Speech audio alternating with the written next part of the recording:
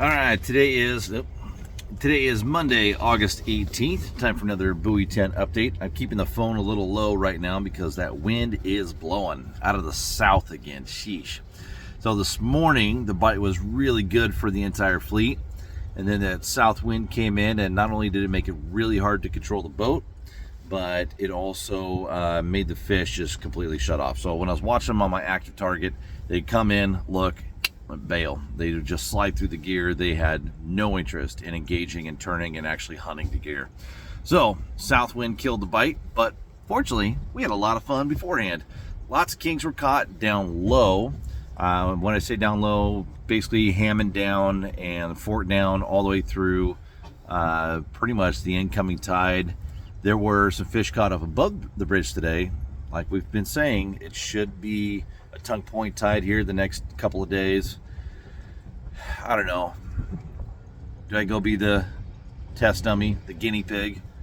I really like fishing up there. It's a lot of fun, and there are so many kinks here. There's got to be some up there. They got to be staging up there.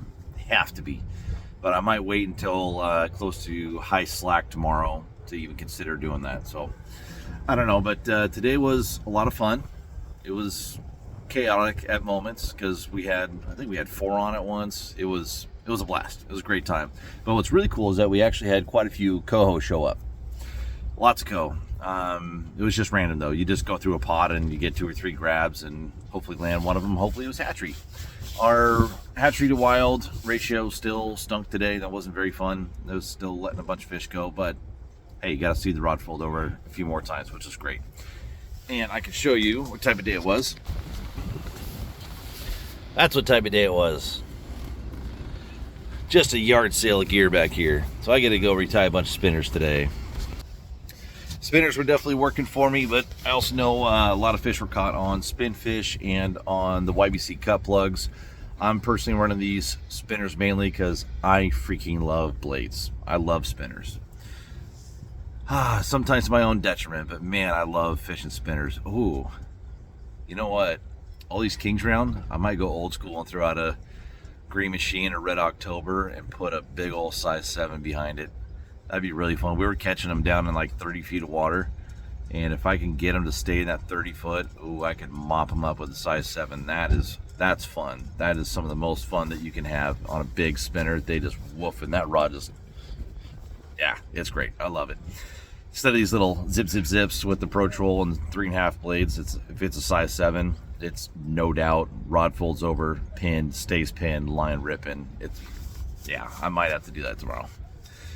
Part of the fun down here is just trying to figure out new ways to catch them, even though it's an old school way. Okay, pretty straightforward.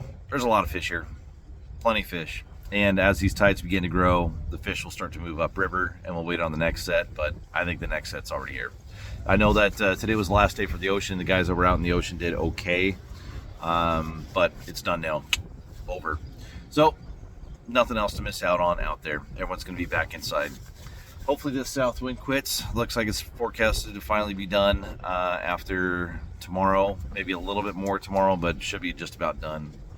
That should not be that windy right here. That hill should be blocking it, but that hill right there, it's not doing its job.